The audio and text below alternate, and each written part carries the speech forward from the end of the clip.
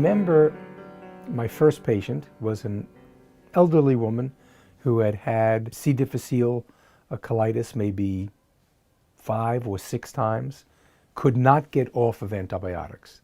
And she just said to me, "Can't you please think of something to do for me that'll cure me of this?" I said, "Well, I don't really know." I said, "Wait a second. You've been married to that handsome guy sitting next to you for 50 years now. I have to imagine that your bacterial populations are pretty much the same. So why don't we just take some of his stool and put it in your colon and see what happens?" She said, "That's a great idea. When can we do it?"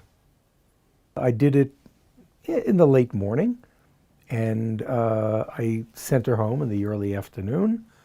And around 10 o'clock that night, she called me at home, and she said, "I just called because I don't know what you did in there when you were inside me, but I'll tell you, whatever you did, I haven't felt this good in 6 months." And she never had C. difficile again. Parkinson's. The bacteria in our bodies, in our intestines, play a dramatic role in our health maintenance, but they also are thought in an increasing way to play a role in the diseases we get. Psychiatric disease, metabolic disease, cardiovascular disease, nutritional disease.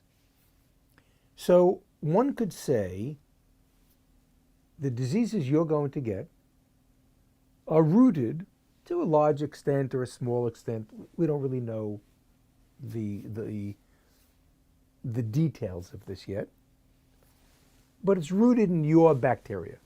I think we are at a great divide here, that we are dealing with an area which is probably as big as antibiotics in 1947-48, which will impact medicine tremendously, and we don't even know what we're doing as yet. Nor have we developed the ability to know what is wrong with some.